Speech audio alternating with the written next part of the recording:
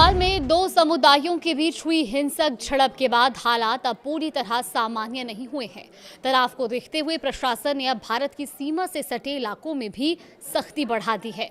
नेपाल के सुनसरी जिले के कप्तानगंज में हुई हिंसा के बाद सिर्फ सुनसरी ही नहीं बल्कि भारत की सीमा से लगे सिराहा जिले के संवेदनशील इलाकों में भी अनिश्चितकालीन कर्फ्यू लागू कर दिया गया है।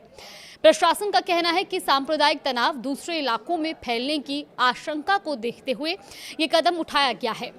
सिराहा के मुख्य जिला अधिकारी सुरेंद्र पौडेल ने गुरुवार दोपहर 2 बजे से अगले आदेश तक कर्फ्यू लागू करने के निर्देश जारी किए हैं और प्रशासन के मुताबिक जिला सुरक्षा समिति ने हालात की समीक्षा की है और इस समीक्षा के दौरान यह आशंका भी जताई गई कि इलाके में शांति व्यवस्था बिगड़ सकती है और विरोध प्रदर्शन या हिंसा फिर से भड़क सकती है। इसी वजह से संवेदनशील इलाकों में लोगों की आवाजाही पर प्रतिबंध लगा दिया गया है। कर्फ्यू का दायरा गोलबाजार नगरपालिका 3 के कसाहा खोला से लेकर चौहरवा चौक तक और फिर सैनिक चौक से रामप्रसाद तमांग जनता मल्टीपल कैंपस के आसपास के इलाकों तक रखा गया है। अब सवाल यह है कि आखिर नेपाल में हिंसा की शुरुआत कैसे हुई। दरअसल पूरा मामला 26 जुलाई की रात का है। हिंसा की शुरुआत सुनसरी जिले के देवानगंज ग्रामीण नगरपालिका के कप्तानगंज क्षेत्र के से शुरू हुई और यहाँ दो समुदाय अपनी अपनी धार्मिक आयोजनों में व्यस्त थे। एक तरफ बोलबम यात्रा की तैयारी चल रही थी जबकि दूसरे समुदाय की तरफ से भी धार्मिक कार्यक्रम आयोजित किया जा रहा था। अब इसी दौरान लाउडस्पीकर पर तेज आवाज में बज रहे संगीत और धार्मिक झंडे लगाने को लेकर विवाद शुरू हो गया। शुरुआत में दोनों पक्षों के बीच कहासुनी हुई, लेकिन देखते ही देखते विवाद हिंसक झड़प में बदल गया। दोनों पक्षों के बीच पथराव और मारपीट शुरू हो गई। इसके बाद कई जगहों पर तोड़फोड़ और आगजनी की घटनाएं भी सामने आई। स्थिति जब नियंत्रण से बाहर होने लगी तो सुरक्षा बलों ने भीड़ को रोकने के लिए पहले चेतावनी दी, लेकिन जब भीड़ नहीं मानी तो सुरक्षा बलों को गोली चलानी पड़ी। इस दौरान 24 साल के एक युवक की मौत हो गई तो वहीं कई लोग और कुछ सुरक्षाकर्मी भी घायल हो गए हैं। हिंसा के बाद प्रशासन ने हालात को नियंत्रित करने के लिए कई इलाकों में कर्फ्यू और प्रतिबंध लागू किया है।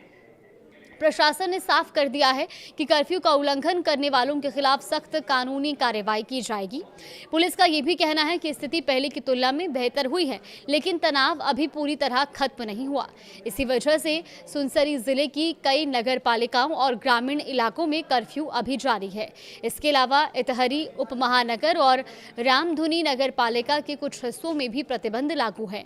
यानी प्रशासन की कोशिश है कि किसी भी तरह की नई हिंसा या तनाव को से पहले ही रोका जा सके। इसी बीच नेपाल की सुरक्षा व्यवस्था को लेकर एक अहम बैठक भी हुई है।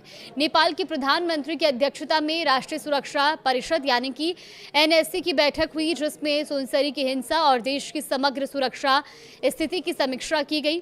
बैठक में सामाजिक सद्भाव और राष्ट्रीय एकता बनाए रखने पर जोर दिया गया।